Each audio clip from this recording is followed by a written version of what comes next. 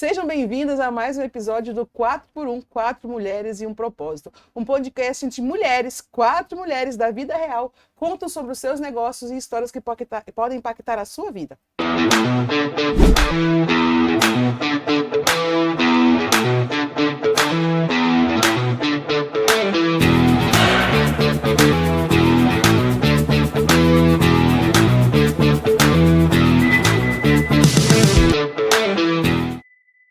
Mas antes de começar a falar do nosso tema de hoje, eu quero te fazer um convite. Você já se inscreveu no nosso canal? Já nos seguiu nas redes sociais? Se não, faça agora. 4x1, Mulheres e um Propósito. Aí nós esperamos você lá, porque tenho certeza que sempre tem uma história que vai te tocar, vai fazer você mudar a sua história como empreendedora. Mas hoje, né, a gente está aqui num episódio super especial. Eu estou aqui com a Bianca Fola, a Karina Paraíso. Olá, gente. E nós temos uma convidada de impacto, né? Impacto. Vou ler o currículo, gente, porque merece ler com gosto. Olha só, ela une ciência e sensibilidade. Ela é pedagoga, psicopedagoga, analista de comportamento, com mais de 20 anos de atuação, e ela é idealizadora da Universidade Aba Learning, que forma profissionais que cuidam de pessoas com transtornos de neurodesenvolvimento. Mas você acha que é só isso? Não é só isso. Ela também é escritora, ela é autora de um livro chamado Entre Âncoras, Bússola e Faróis. Daniela Mendonça, seja bem-vinda, Dani. É uma honra ter você aqui, né? A gente poder conversar sobre a sua especialidade, trazer esse assunto, né, para os profissionais e para as empreendedoras do segmento. Dani, seja bem-vinda. A nossa sala é a sua sala hoje. Obrigada, muito obrigada pelo convite. É um prazer estar aqui com vocês. Com certeza, diante de mulheres tão incríveis, né? Que a gente vai bater esse papo e eu tenho certeza que eu vou sair daqui também transformada. É verdade, muito bom. Vamos começar do começo com a Dani? Porque a gente vê a Dani lá... A gente só olha hoje, né? De uma universidade, mas não começou assim, né, Dani? Tem uma trajetória ao longo desse processo, né? Então, como tudo começou? Bom, desde muito nova eu sempre gostei de ensinar, de estar diante do público e falar, sempre tive esse manejo, digamos assim, né? Bom, e quando eu fiz ali aproximadamente, completei 16, 17 anos, eu já sabia que eu queria falar em público e que queria ensinar. Então, na época eu fiz graduação em pedagogia, depois psicopedagogia, só que algo aconteceu na minha história. O meu sobrinho, que hoje tem 19 anos, o nome dele é Matheus, ele foi diagnosticado com autismo aos 4 anos de idade. Na época eu já era pedagoga, já era psicopedagoga e muito curiosa, eu falei, não, eu preciso saber qual é o tratamento padrão ouro para pessoas autistas. E na época aqui no Brasil a gente não tinha nada, gente. Realmente era tudo muito escasso. As pesquisas sempre vieram até hoje dos Estados Unidos, então a gente não tinha nenhum protocolo de atendimento, não tinha nada muito robusto. E na época eu estava morando em Brasília, que eu sou brasiliense, assim como a nossa colega. Então eu comecei a pesquisar por conta própria e fazer as traduções. Imagina você fazer tradução numa época que você não tinha as IAs da vida e não tinha nada tão disponível. E comecei a fazer essas pesquisas, minha cunhada também, que é da área da pedagogia, e assim a gente encontrou a análise do comportamento aplicada, que é uma ciência muito ampla, que ela pode ser aplicada a diversas áreas. Uma delas é focada nos transtornos do neurodesenvolvimento. Então, nós temos análise do comportamento aplicada a negócios, análise do comportamento aplicada aos esportes, aplicada aos transtornos do neurodesenvolvimento, aplicada para o desenvolvimento pessoal também. Então, antes da gente entender como funciona dentro dos transtornos do neurodesenvolvimento, a gente precisa entender a ciência inteira, como um todo. E eu comecei assim, eu comecei atuando na clínica também, comecei atendendo diretamente as crianças, os adolescentes, dentro da área da psicopedagogia e da análise do comportamento. Depois abri uma clínica e assim fui expandindo, mas meu coração sempre foi da área da educação, sempre gostei de ensinar pessoas, grupos, quanto Maior, gente, sempre gostei de escrever também. Então, foi assim que a gente iniciou toda a trajetória, né? Profissional dentro da área da análise do comportamento aplicada.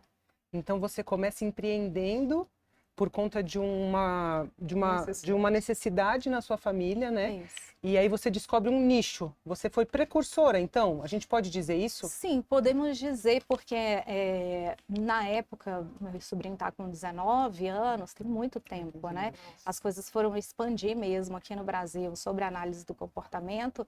Nós temos aí uns 7 a 10 anos aplicados aos transtornos do neurodesenvolvimento, mas pesquisas já estavam sendo feitas na UNB, nós tínhamos muitos alunos, inclusive a UNB, a Universidade de Brasília, ela é pioneira nos estudos, né, da análise do comportamento, mas a aplicabilidade para os transtornos do neurodesenvolvimento veio muito depois, né? E a quantidade de acesso a cursos que nós temos hoje, nós não tínhamos há 10 anos, por exemplo.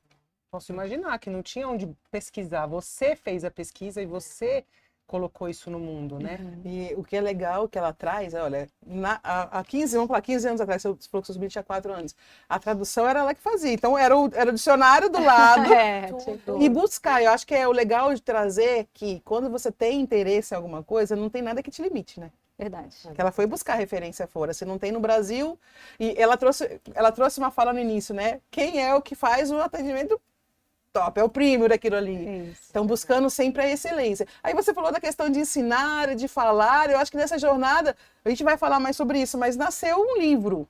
Esse livro fala sobre a sua abordagem do neurodesenvolvimento, a neurodivergência? Olha, eu escrevi 5 manuais de ensino focados nos transtornos do neurodesenvolvimento. Mas eu escrevi recentemente, há um ano mais ou menos, um livro focado nas mulheres. Por quê? A grande maioria das mulheres de pessoas que atuam dentro da minha área, são mulheres. São mães, né? São profissionais, psicólogas, pedagogas, psicopedagogas. Então, claro, meu foco era ensinar essas profissionais a lidarem com as crianças, adolescentes, e também eu sempre fiz muita supervisão clínica.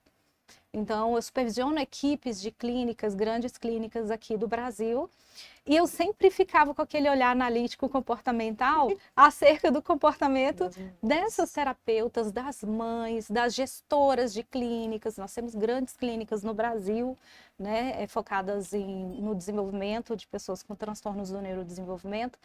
Então, eu sempre observava a história dessas mulheres, da entrega que elas faziam em suas profissões. Mas existiam coisas por trás que a gente falava, cara, como é que ela chegou até aqui? Eu tô vendo que tem algum sofrimento aí. E dentro da análise do comportamento, nós temos novas abordagens, novas entre aspas, tá? Mas que nós estamos tendo mais acesso por agora, que é a teoria das molduras relacionais, que lida com a linguagem, como a linguagem afeta o nosso comportamento. Quando a gente está falando de linguagem, a gente está falando de significado, que a gente dá às palavras, dá aos estímulos que estão ao nosso redor, né? Então, vou dar um exemplo. Imagina que você entra na casa de uma pessoa que tem o cheiro de um bolo que você comia lá na infância. Você fala, cara, a Bianca com certeza sabe muito sobre isso, sobre alimentação e afetividade, né? Aí você sente o cheiro falando, nossa, cheiro de casa de vó. Olha a conexão que você faz entre os estímulos no ambiente. E a gente faz essas conexões aqui, ó, no nosso pensamento. A todo tempo. O tempo inteiro. Então, a RFT, a teoria das molduras relacionais, e a ACT, a terapia de aceitação e do compromisso, são abordagens contemporâneas dentro da análise do comportamento, porque a ciência ela vai avançando, né? E não é somente, como eu falei no início, aplicada aos transtornos do neurodesenvolvimento, é aplicada à vida. A vida, né? Para tudo. Entrando até um pouquinho nas teorias, né?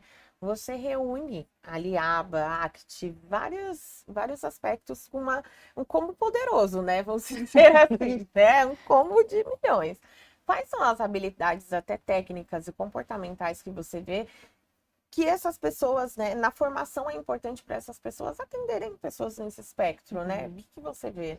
Olha, hoje, com mais maturidade, a gente precisa observar quais são as nossas hard skills, as nossas habilidades técnicas, e as soft skills, as habilidades ali que a gente precisa desenvolver para lidar com o outro, para lidar com situações difíceis. Então, Não adianta nada você ser um super profissional tecnicamente se você também não desenvolve essas soft skills. Então, a terapia de aceitação e do compromisso, por exemplo, ajuda muito nessa compreensão de quem eu sou dentro do ambiente que eu vivo, quais são os meus valores pessoais.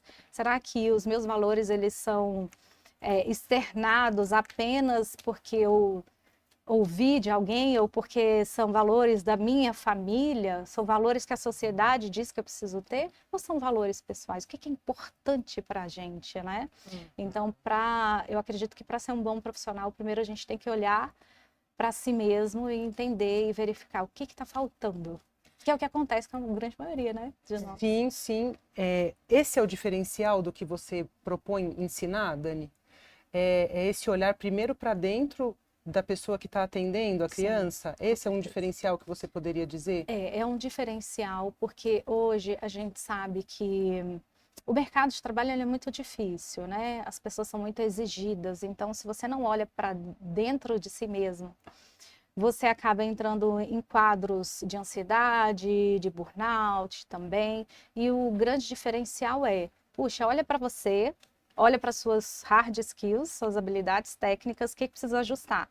Olhe para suas habilidades também interpessoais e pessoais e vê o que precisa modificar, porque uma pessoa infeliz não pode ser um profissional feliz, não é? Ele pode até mascarar isso, mas eu acredito que primeiro a gente pode ter esse olhar para o indivíduo, né? Para quem atende. E em sala de aula, esses terapeutas se deixam colocar nesse lugar? Olha, às vezes não, tá? Às vezes não, porque por exemplo, quando a gente está fazendo supervisão técnica, o nosso foco é o indivíduo, é a criança, né? É a equipe, como ela vai lidar com aquela criança, com aquela família. Mas às vezes você olha ali para o terapeuta e fala, não é ele terapeuta, talvez, que devesse estar com essa família. Isso, ou então ele não está bem. Tem esses dois pontos. Você fala assim, puxa vida, eu acho que fulano está em sofrimento. Será que ela está no lugar certo? Porque às vezes a gente fala certas coisas que a pessoa fala, cara, eu acho que nem é essa profissão que eu deveria estar, né? Eu acho que é legal que é um olhar muito humano, né? Eu ia falar isso, super humano e super, deve ser muito delicado, né? É delicado você ter esse olhar. Porque a supervisão técnica é quando você olha o trabalho do seu colega com relação àquela criança e àquela família. Isso. É como se você fosse Eu vejo mesmo com a função de pai. Eu ia falar que você, você está indo para o lado errado, aqui você exagerou. É esse olhar mesmo de corrigir a rota. Isso, de falar assim, olha, aqui está faltando uma habilidade técnica X, por exemplo, uma hard skills, estuda mais sobre isso. Ou aqui, eu acho que você está misturando um pouco do seu sentimento com o da família, então de repente você precisa manter um distanciamento, vamos tomar cuidado com isso. Então a gente fica ali naquela coisa de orientar, né? E porque como é uma supervisão técnica, eles vão tomar as atitudes. Eu só estou ali para ajudar a conduzir e enxergar. E se a gente não enxergar o profissional como um todo, como uma pessoa, fica muito difícil, né? Você entrou um pouquinho na família e eu acho que eu acho que quem trabalha, né, nessa área comportamental da psicologia, o grande ponto é separar o que é seu da pessoa, né? E quando fala de envolver a família no processo, que muitas vezes tem que trazer, é mais difícil ainda, porque você tem que lidar com o sentimento de várias pessoas, né? Como que vocês orientam e lidam para esses profissionais trazerem a família, mas também saberem o lugar deles e essa importância deles estarem ali nesse processo de desenvolvimento da criança? Bom, é importantíssimo que a gente tente se afastar ao máximo dessa emoção que a gente acaba sentindo, desses sentimentos, dessas sensações, no momento, por exemplo, quando uma mãe fala que ama o filho, mas odeia o autismo, por exemplo. Ou então uma mãe que não está conseguindo cuidar nem dela mesma. Tem mãe que tem casos tão graves na família que não consegue nem lavar o cabelo, gente. Nem ter um dia de paz. Principalmente aquelas que não têm nenhum tipo de recurso, né? Tem gente que eu atendo clínicas que são de pessoas que têm dinheiro para pagar um plano de saúde. Mas eu também já tive momentos de orientar professores, por exemplo, em escolas públicas, professores de AE, né, de atendimento educacional especializado, escola pública de pessoas que tem pessoas muito carentes. Então, respondendo à sua pergunta, a gente precisa entender o que é nosso em termos de sentimento, de sensações ali que emergem e pensar, ok, se eu também misturar muito, fusionar muito o que eu estou pensando com o que a família está pensando, eu não consigo ajudá-la. Aí vem realmente essa habilidade mais técnica de como você pode olhar para aquela família, ter compaixão por ela, mas ao mesmo tempo ser tão profissional a ponto de falar, até aqui eu posso fazer, e até passou daqui eu não consigo, porque não depende da gente, né? É verdade. É muito legal, que é realmente o limiar entre ter empatia e separar o eu pessoa do eu profissional, né? Sim. Que eu acho que chega uma hora que você começa a realmente se envolver, né? Eu tô achando tudo isso tão denso. Mas é. É? Eu tava quase que acho que eu vou fazer uma piada. É um assunto. Como que você, como que você lida com esse seu papel?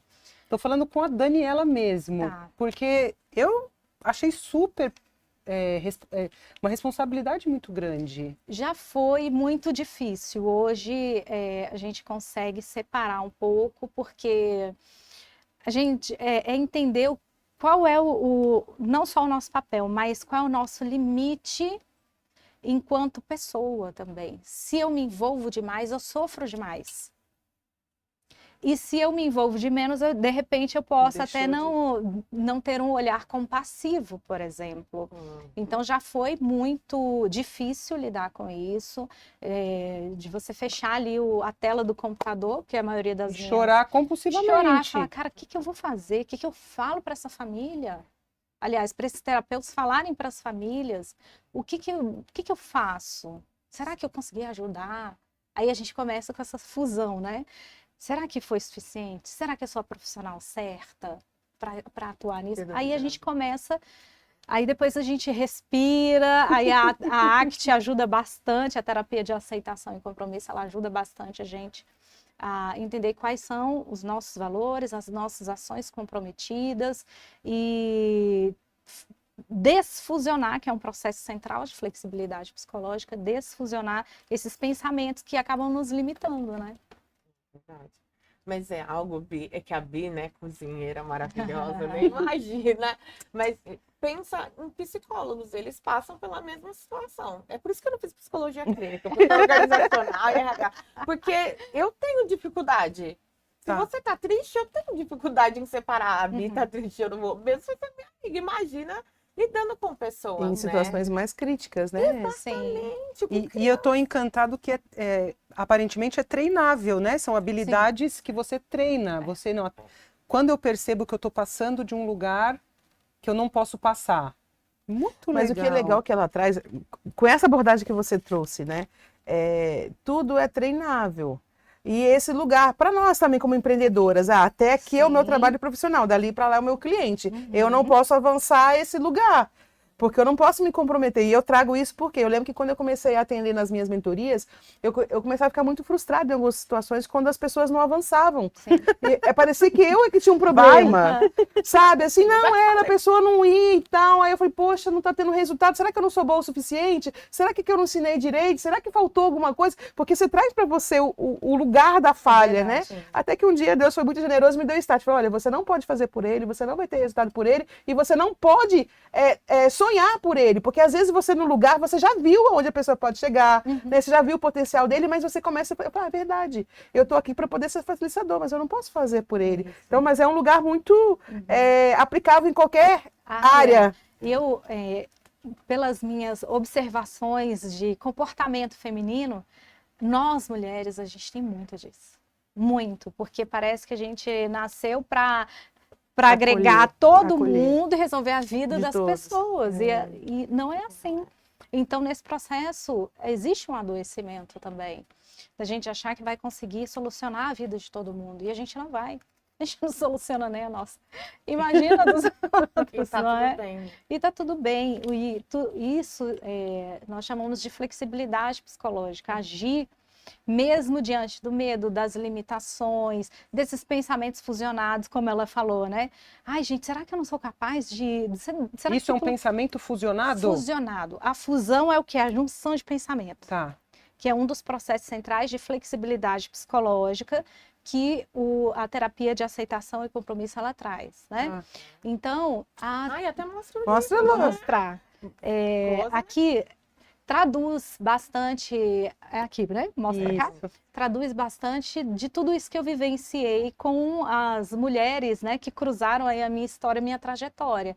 De ver justamente isso, profissionais, de uma forma geral, não só... Esse livro aqui, qualquer pessoa pode ler, eu não preciso... Qualquer pessoa. Eu escrevi justamente contando a história de algumas dessas mulheres que cruzaram a minha vida, pessoas da minha própria família, claro que eu mudei aqui nome, partezinhas da história, né? Terapeutas, mães, amigas. Então eu conto um pouquinho de breves momentos da história dessas mulheres em que elas conseguiram desenvolver flexibilidade psicológica para resolver um assunto. Para resolver um problema. Ai, que honra estar Pessoal. nesse livro, porque Solução. acho que a evolução é isso, é quando você percebe que você precisa mudar o seu jeito Sim. de agir ou de pensar para você aceitar uma situação, né? Isso. Então, dentro aí aqui eu falo também sobre os conceitos da ACT, da terapia de aceitação e compromisso. E a ACT, ela traz 6 processos centrais de flexibilidade psicológica.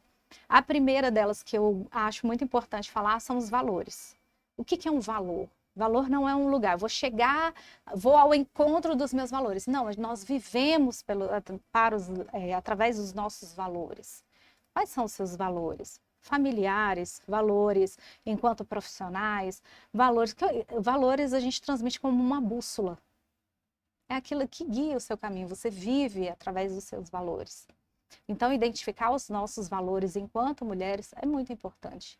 O que é importante para mim? Eu estou vivendo de acordo com os meus valores, de acordo com o que importa? Eu estou vivendo de acordo com o que importa para o outro, né? Um outro processo central de flexibilidade psicológica muito importante é o momento presente, o aqui e agora. Que é dificílimo a gente estar aqui no Hoje em aqui e dia, eu acho agora. que é o maior desafio, né? Presença. O momento presente. Eu estou atenta ao momento presente, porque se eu não estiver atenta ao aqui e agora, eu também não estou atenta aos meus pensamentos fusionados. A fusão, ela é o oposto da flexibilidade. Tá? A fusão de pensamento é o oposto da desfusão. A desfusão é um processo central de flexibilidade psicológica. Em termos conceituais, a desfusão é justamente fazer isso aqui que eu estou fazendo. Separar os seus pensamentos de quem você é.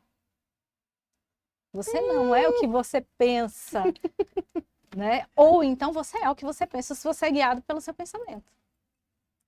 Você pode ser ou não ser os seus pensamentos. O ideal é que a gente não seja guiado pelos nossos pensamentos, é isso? O ideal é que a gente desfusione pensamentos que nos limitam e que não nos deixa viver de acordo com os nossos valores. Aí está o ponto da flexibilidade psicológica, né? Então, fazer a desfusão desses pensamentos, ele é muito importante para a gente andar de acordo com o que tem valor para a gente, né? E é muito engraçado que ela falou. Eu já imaginei que sim, você se olhando de fora sobre aquilo que você está pensando, tá? Você para o pensamento e fala, calma, deixa eu ver se é um pensamento fusionado que está me levando a Acho um que se erro. você levar nesse termo de fusionado, você já para aí. Mas, tipo assim, a complexidade do termo. Mas eu acho que é isso, é você olhar, não, peraí. Por que eu tô pensando isso? Ou o que aconteceu que me levou a pensar isso? Né? Ou como eu vou agir? Eu acho que na PNL tem muito também esse lugar, né? De você se olhar de fora para ver o que você vai, qual comportamento, né? A questão de você fazer. E é interessante isso, porque a gente tá falando do tempo presente, né? A gente não tá tendo tempo de estar presente. E nem de pensar nos nossos próprios pensamentos. Este é o problema. A gente tá tão automático. Cumprindo compromissos, respeitando a a agenda. cumprindo tabela. Que a gente não tem, acho que é muito engraçado que às vezes a gente vem para entrevista, a gente imagina que ela vai para um lugar e você começa a olhar. É terapêutico. Porque é você olhar para nós mesmo isso, né? Como os nossos episódios acabam coincidindo isso, né? Da gente poder olhar, tem a questão do neurodesenvolvimento, você trouxe outras coisas ali, é olhar para o profissional, é olhar para a mãe, é olhar para os seus pensamentos, é olhar para você. Como que a gente está nessa questão da integralidade que hoje a gente negligencia, né, É Dani? verdade. Completamente. E o que você falou sobre perceber o que está pensando é um outro processo central de flexibilidade psicológica. Se chama o eu como contexto ou o self como contexto. Quem sou eu? Se eu disser para vocês, você é uma pessoa, você se considera uma pessoa legal? Pra caramba! Sabia que ela ia falar isso. Eu sou muito legal. Beleza. E vocês consideram pessoas legais? Não tanto quanto a Bita. Mas me digam o Eu seguinte, sou legal, mas sou menos convencida. mas pensem no seguinte, vocês são legais ou já foram legais o tempo inteiro? Nós vivemos de acordo também com o contexto. Nem sempre a gente é super legal. Eu ia falar um palavrão Não é? aqui, mas eu fiquei quieta. Já fui muito má. Então, justamente, a gente precisa nos observar, a gente precisa se observar dentro do contexto. Quem sou eu neste contexto? Que contexto? Depende. Dentro do seu contexto familiar, no trabalho, quem é você? O eu como contexto. E o mais importante é, eu sou o ser, a pessoa que nota meus próprios comportamentos, pensamentos, que pensamento é um comportamento, dentro do contexto. Aí, aproveitando sua brincadeirinha, né? Quantas Você pessoas falou que eu fui costumam- má. Eu lembro que uma amiga postou assim: eu sou muito boa. Principalmente quando eu decido ser má. Você não tem noção de quanto eu sou boa Eu nisso. consigo ser muito boa sendo má, Mas né? eu acho que é legal essa visão, né, de contexto. E às vezes a gente se rotula, né? A gente falou dos pensamentos, a gente tem alguns pensamentos meio que engessados, a gente fica nesse lugar e não muda. Não age diferente, né? A gente teve um episódio que a gente falou sobre comunicação, sobre estar nas redes sociais. Então, às vezes, os nossos pensamentos nos limitam, né? E você trouxe bem esse lugar. Você é boa? Sempre, né? Tem contexto. Né? Então, trazendo até para falar do empreendedorismo e do digital, né, Cá? Ah, você é boa lá no offline, no seu escritório, você atende, adora um palco, adora falar, mas quando coloca o celular na frente, você fala, não, aí eu não sou boa. É isso, exato. Porque Muito você forte. fica ali acreditando no que você está pensando, né? Eu não sou boa, não sou boa, não sou boa. E às vezes você quer estar na frente de outras pessoas, expandir é um valor para você. E aí você se limita porque você está pensando só nisso, que eu não consigo. Então é muito importante a gente entender quem nós somos dentro do contexto, notar isso. E tem um outro processo que é muito importante, que é a aceitação. Mas não é a aceitação de resignar. Ah, eu aceito que tá ruim na minha vida, tá tudo bem, eu aceitei. Não é isso. É porque a tradução não é muito boa, tá? Do inglês para o português para esta palavra. Mas a aceitação, basicamente, é entrar em contato com aquilo que é difícil e doloroso. Porque qual é a nossa principal característica quando vê algo que a gente não gosta ou que a gente quer que mude? Põe debaixo do tapete. A gente põe debaixo, deixa ali. Ou então fica tentando encontrar soluções que não funcionam. Aí você entra no looping. Aceitar passar pela dor faz parte do processo. Aceitar que nem tudo vai ser do nosso jeito, que no meio do caminho a gente vai encontrar dificuldades, faz parte. A gente evita a dor.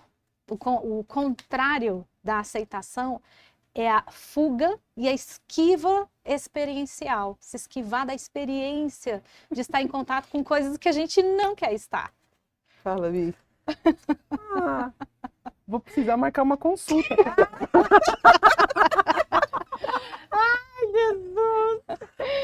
As suas amigas fazem consulta, como tipo assim, Dani, vem cá.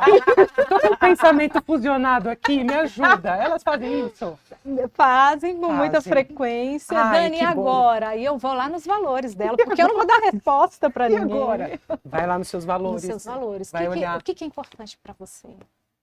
Por que você está fusionando esses pensamentos? Por que você não aceita passar pela dor? Faz parte. Aí a gente quer o quê? Maravilha. Fugir da dor. A gente quer se esquivar do ruim. Aí a gente entra no looping de fazer tudo do mesmo jeito. Porque a gente está fugindo. O nome disso é desesperança criativa. Olha só, mas tem um processo bom aí, que é da flexibilidade.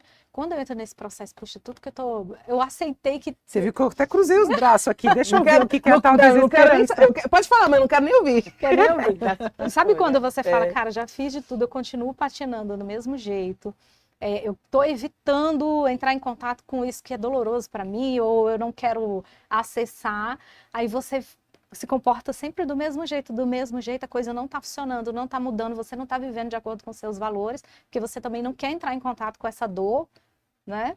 Com o que te incomoda, você põe, como a Bianca falou, debaixo do tapete. Aí você entra no processo de, tá, tudo bem, preciso aceitar que não está funcionando. Aí você entra na desesperança criativa. É desesperançoso, você fala, cara, já tentei de tudo, eu vou ter que acessar essa dor, não tem jeito. Ou então vou ter que fazer isso que eu não gosto muito, mas vai me ajudar a viver de acordo com os meus valores, né? Então, aí entra na desesperança criativa. Bom, se eu estava tendo esses comportamentos, eu estava fazendo isso, isso e isso. Agora eu estou verificando que tudo que eu estou fazendo não funciona. Aí eu vou ter que ser criativa para sair do loop. Por isso que é uma desesperança criativa, porque é no caos que você vai encontrar a solução. Muitas vezes. E sempre tem uma área, né? Sempre Nosso tem. cérebro funciona pra gente não Sempre. sofrer. Sempre. Então sempre tem alguma área da vida que a gente... Tá pondo embaixo do tapete. Tá vendo por que o povo não quer ir pro TikTok? Tem alguma coisa... Sem dúvida, tem outra coisa por trás. Acessar o desconhecido é uma forma de fugir, de não aceitar entrar no novo, por exemplo. Legal que a Mary trouxe essa coisa da rede social. Como que faz, Dani, para falar de assuntos tão sensíveis, né? Como que o profissional que atua na área que você atua, como que é a rede social de um profissional que atua na área profissional? Então, eu tenho visto uma dificuldade das pessoas, principalmente da área da psicologia, da pedagogia, da neuropsicologia, da psicopedagogia, de expor o seu trabalho na internet. Porque tem uns que exageram demais aquele marketing super, hiper, né? Marketing que eu digo assim, de Alphaville, aquela coisa, né? E dentro da nossa área, nós temos temas muito sensíveis. Sim. A melhor forma, gente, que eu vejo de você divulgar o seu trabalho é você entregar conteúdo de valor, de verdade de valor. Não é falar mais do mesmo. É levar para as pessoas o que é importante para elas ouvirem. Eu acho que o melhor marketing é esse, sabe? Aquele marketing muito agressivo dentro da nossa área, eu acho que ele não funciona muito. Até porque o estereótipo do psicólogo, por exemplo, ou de um educador, é aquele que inspira pessoas. Então comecem a inspirar as pessoas. Se você é uma mentora de negócios, se você trabalha ensinando pessoas ou ajudando pessoas a se enxergarem, no caso da psicologia, leve conteúdo de valor.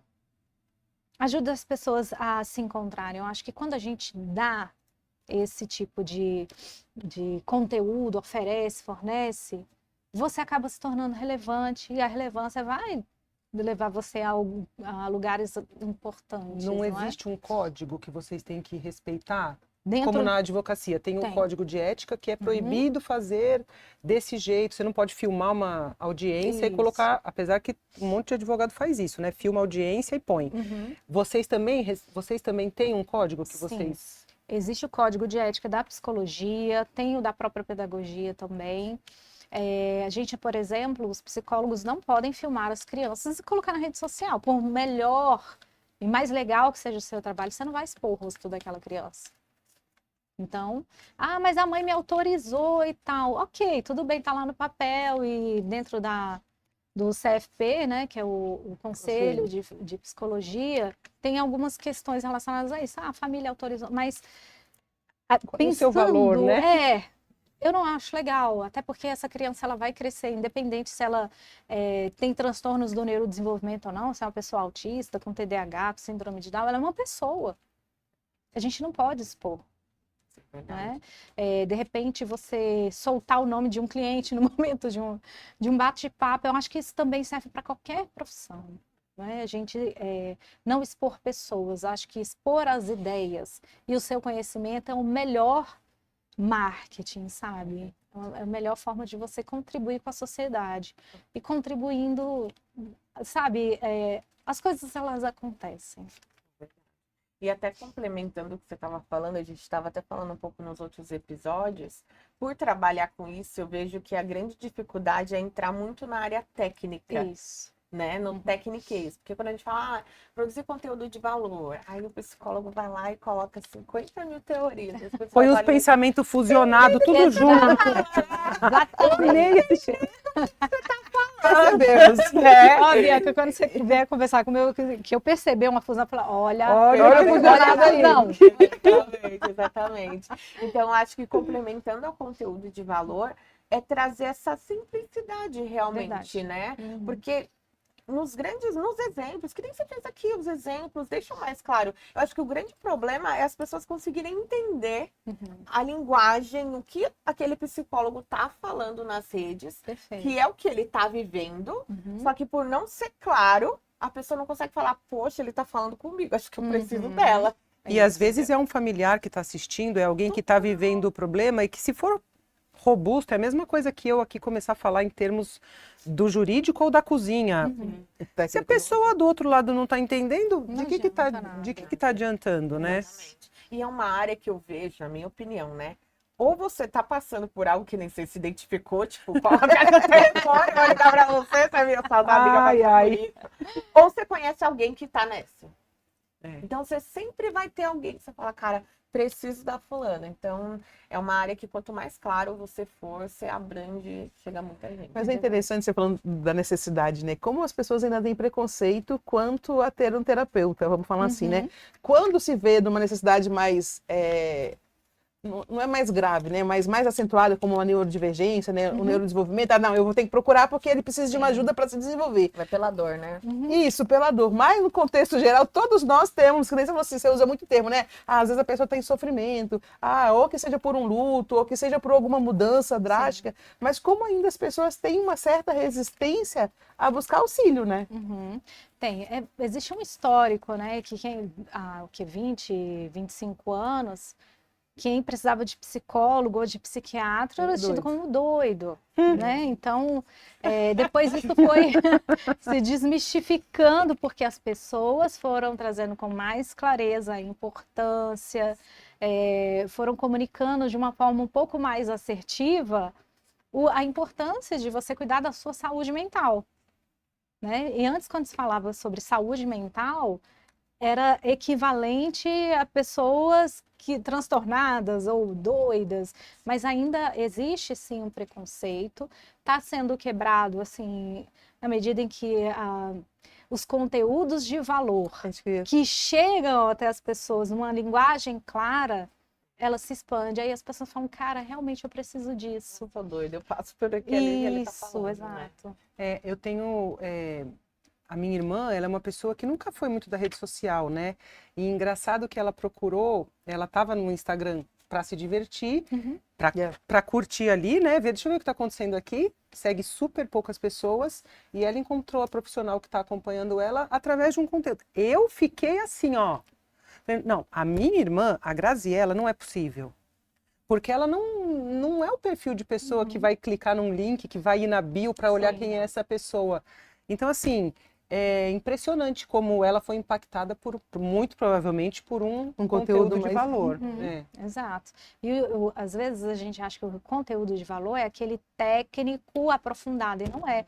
É o que você consegue levar para as pessoas de uma forma muito clara, dentro de uma linguagem acessível e que conecte com o que ela está sentindo ali na vida real dela. A minha irmã falou, acho que parecia que ela estava falando comigo. Essa frase é muito essa poderosa. conexão, né? Exatamente. É essa conexão. É muito poderosa. Exatamente. É a métrica do conteúdo que realmente tá Funciona, né? funcionando. Porque acho que quando você chega nesse estágio da sua audiência, você fala assim, nossa, parece que tá falando comigo, é porque você realmente entendeu com quem você tá falando. Então não é só sobre ele, é sobre você também, né? Porque eu acho que muitos dos lugares que as pessoas têm essa dificuldade de fazer conteúdo, às vezes não é nem por falta de conhecimento técnico, é por se entender, né? A gente até viu uma outra entrevistada que falou sobre isso. É ser autêntico, é ser você, o seu jeito de falar sobre aquele assunto. E você trouxe muito, não é porque todo mundo está fazendo, né? Não é do jeito que está fazendo. E quando a gente começou, era justamente isso, quando você trouxe, cara, gera um conteúdo quando eu falo da dor do outro, a forma, né? Olha, é o que você sente. Porque é tão difícil quando você vai... Eu até brinquei hoje mais cedo, eu falei, gente, eu nem vou colocar o óculos, porque se eu coloco o óculos para ler, quando eu tiro eu não enxergo, né? Porque acaba ficando mais confuso. Às vezes você vai no nível técnico, tá, e beleza, eu não entendi nada. Então, em vez de você aproximar a pessoa, Se afasta. você afasta. Com certeza. E o mais legal disso tudo é que eu vim pensando na entrevista, a gente vai falar de mais coisa de criança. E na verdade, de criança mesmo. Ela tá falando sobre mim. Você tá falando sobre nós mesmos. E interessante que quando a gente fala sobre os processos centrais de flexibilidade psicológica, sobre ACT, a gente acessa as pessoas de uma forma geral, porque Você faz fala parte. com todo mundo. Você fala Não tem com um todo ser mundo. humano que não é Não, afetado. eu ia perguntar pra ela assim, você já tem alguma mentoria que ensina os profissionais, os mentores a atuar, a separar pensamento, a olhar, porque assim, Uhum. porque olhando como adultas, né, como profissionais, Para você- sermos adultas funcionais. Exato. sem esses pensamentos fusionados. Pensamentos fusionados. E com um outro processo central importante, que é o último que eu fiquei de abordar, a ação comprometida. Comprometida com o quê? Com os seus valores. Ou seja, fecha, né? Fecha tudo. É ação comprometida. Eu só posso agir de forma comprometida com os meus valores quando eu tenho essa clareza do que eu quero, do que realmente importa, quando eu consigo desfusionar alguns pensamentos e aceitar que nem tudo vai ser fácil, nem do jeito que a gente quer, né? E entender quem sou eu dentro deste contexto. E para isso, você tem que estar no aqui e agora. A Cara, gente fechou todos os processos centrais que maravilha! de flexibilidade psicológica. E, obviamente, que o de inflexibilidade é tudo ao contrário do que a gente falou agora. Aí me deu a sensação, aí sim você vai ser uma profissional realizada, feliz, com 100 ou com 1 Exato. milhão ou com 10 mil, não É importa. verdade. Mas é justamente isso. Tem muita gente, por exemplo, eu conto aqui no livro a história de uma pessoa que eu conheci, que ela sempre quis ter uma outra profissão. Só que, como a mãe e o pai, né, queriam que ela fosse advogada, ela fez direito. Isso, tá Aí falando de nessa que você ela mesmo, fez, não, viu? nessa que ela fez direito, ela falou, pô, eu fiz direito, tenho que exercer a profissão. Só que não era isso que ela queria. Mas ela fez pelos valores familiares, não dela, mas da família. Então, até essa pessoa falar, não, eu não quero ser advogada. Eu quero trabalhar com o que eu sempre amei, que é fazer artesanato, essas coisas. Mas, gente, de advogada para fazer... Não, ela fez uma transição e ela não precisou largar o que ela estava fazendo. Ela trabalhou apesar do que ela estava fazendo ali em termos de advogar, né? Mas ela conseguiu encontrar prazer em fazer uma coisa que ela sempre quis fazer. Então é isso. Eu acho que é tão, assim, trazendo para a vida, né, de modo geral, como é difícil a gente, às vezes, abrir mão desses valores familiares ou culturais ou da sociedade que forem colocados em nós, para a gente adotar para fazer uma coisa que você quer. Às vezes você é feliz com tão pouco, mas o digital tá assim, você tem que fazer 1 milhão, é 6 e 7, é não sei o quê, não sei o quê, né? Você fica engessado naquilo ali e se perde, porque minha mente foi no banco. Quantas pessoas eu vejo que trabalharam comigo que eram infelizes? E eu lembro de uma fala com um colega, na última semana de trabalho. Ele falou assim, nossa, você é muito corajosa, eu queria ter coragem que você está tendo de sair. Eu falei, mas talvez você não precise sair como eu saí, né? Mas você pode olhar pela janela e ver o que tem de outra coisa que eu gosto de fazer que vai me dar uma certa compensação. Porque você fica tão limitado que você não olha mais para isso. Você vira a fala que você entra em sofrimento é pesada, mas é bem isso, né? Pô, mais um dia eu vou ter que ir pra lá, mais um dia eu vou ter que fazer isso, mais um dia eu vou atender aquele cliente chato. E é muito doido como às vezes a gente não... Que a gente vira prisioneiro de nós mesmos, né, Dani? Acho que a gente pode falar isso, Com a gente vira certeza. prisioneiro A de gente nós fica- mesmos.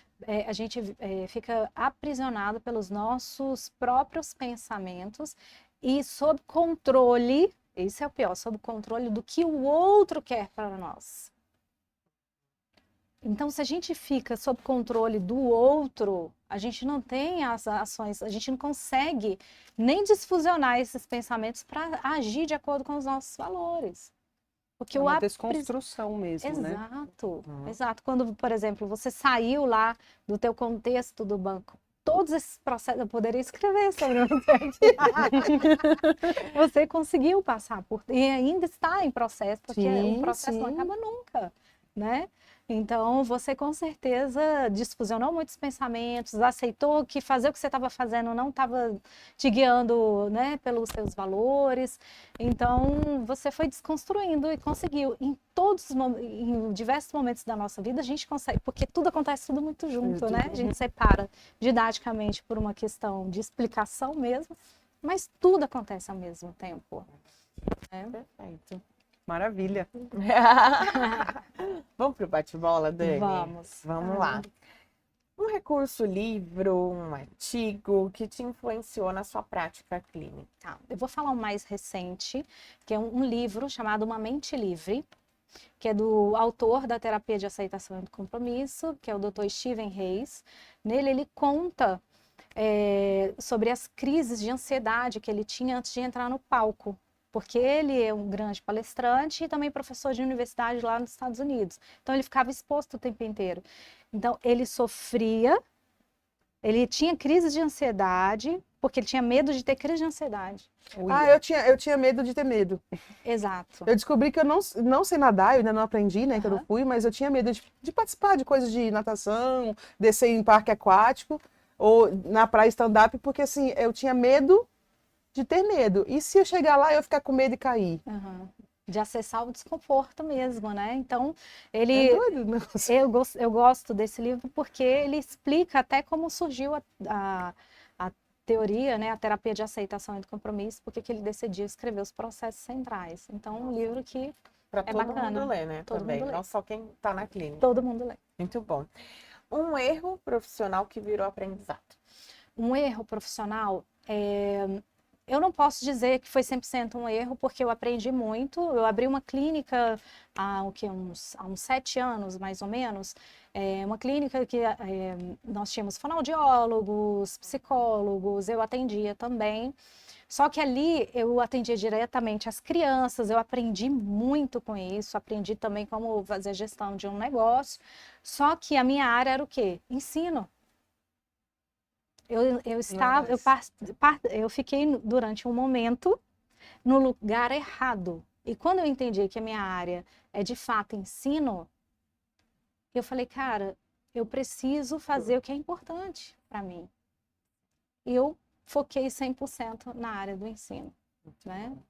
Virou mega aprendizado, né? É que faz parte da trajetória para chegar Sim. onde a gente está, né? Muito Uhum. bom. Uma mulher que te inspira, até no campo da educação e da saúde. Uma mulher que me inspira, eu não vou dizer nenhuma do campo da área da saúde, mas eu vou dizer uma. O nome dela é Antônia, minha avó. Hoje ela não está mais aqui entre nós, ela faleceu com 94 anos, mais ou menos, na época da pandemia.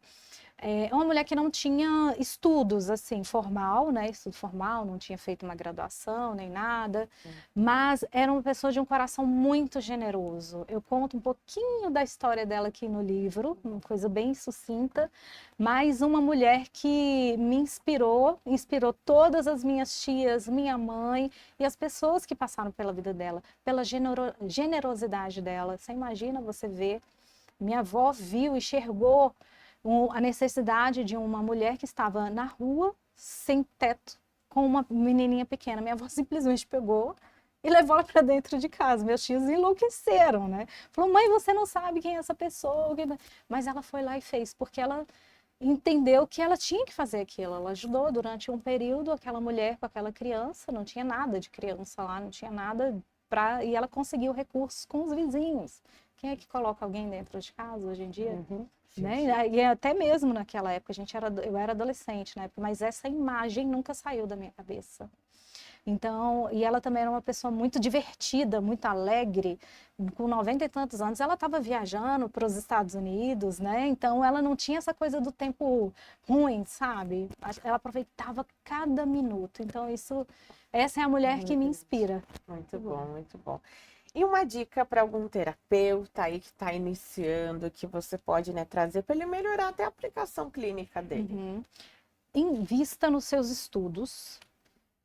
Seja um excelente profissional mesmo, com aprofundamento teórico, mas não se esqueça de que quando você está acessando alguém, você está acessando uma pessoa. E para você enxergar o outro, você tem que enxergar a si mesmo. Então, busque, procure, invista nas suas hard skills, mas nas suas soft skills também. E essa compaixão, uma prática compassiva, ela deve permear a nossa vida enquanto profissional, independente de que área. Bom, muito bom. Muito bom. Profundo, né? Mas eu acho que, você começa a pensar em várias coisas, né? Então, como profissionais, como mães que somos, né? Bianca ainda é mãe das sobrinhas, que ela toma Sou conta mãe das das minhas sobrinhas, né? já Sou falou filho isso. dos meus pais. Isso. Eu acho que eu vou aplicar nesse Mas é muito legal, Dani, foi muito legal ouvir você falar e a gente acaba acessando também outros níveis de conhecimento, né? Então, acho que um privilégio que nós temos nesse podcast é esse. Você fala, gente, vou precisar do terapeuta, vou precisar do... conhecer com mais profundidade a área de atuação dela, porque às vezes a gente conversa alguns minutos, né, quando nós nos encontramos, mas você nasceu para ensinar mesmo. O tom de voz, Sim, o gestual, Obrigada. a forma de explicar, a construção do pensamento. Então, assim, a gente dá para perceber que o que você está fazendo é algo que realmente é o que você nasceu para fazer. E é muito bom a gente poder ter um pouquinho mais de profundidade para conhecer o teu negócio, conhecer você como pessoa também.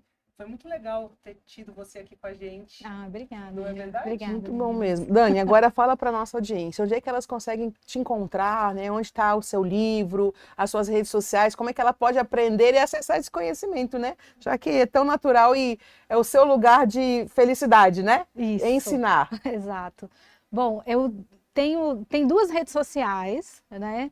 Uma é da Aba Learning Cursos, que é da própria Universidade Aba Learning. Então lá você vai encontrar diversos manuais de ensino, cursos de RFT, Teoria das Molduras Relacionais, da ACT, dentre outras práticas de vanguarda dentro da análise do comportamento para o desenvolvimento aí de pessoas que atuam diretamente com crianças, adolescentes e adultos que estão dentro do espectro autista ou com outros transtornos do neurodesenvolvimento. Aba Learning Cursos, então lá tem no link o nosso site com uma diversidade de cursos e o nosso livro também.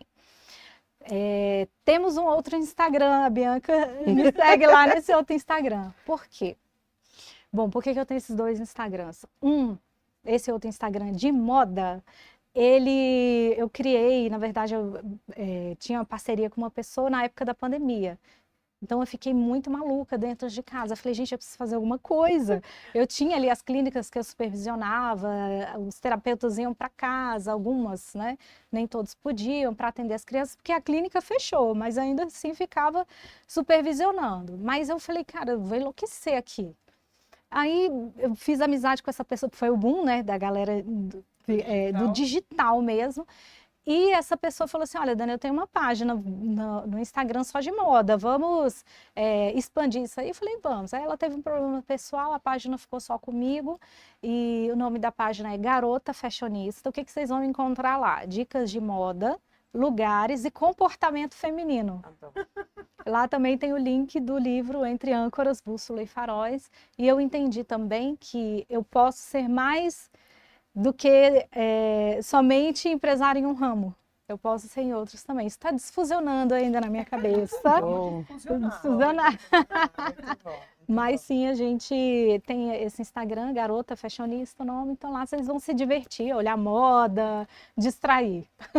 Muito bom. Então esse foi o nosso episódio com a Dani. A gente aprendeu aqui sobre flexibilidade mental. Então, ó, fica o convite para você para assistir, para compartilhar, para levar para outras empreendedoras, outras profissionais e um convite muito importante. Se você quer estar conosco aqui, deixe um comentário, coloca lá no nosso Instagram, vai ter um prazer ter você aqui conosco. E, como é, meninas, nos vemos no próximo episódio.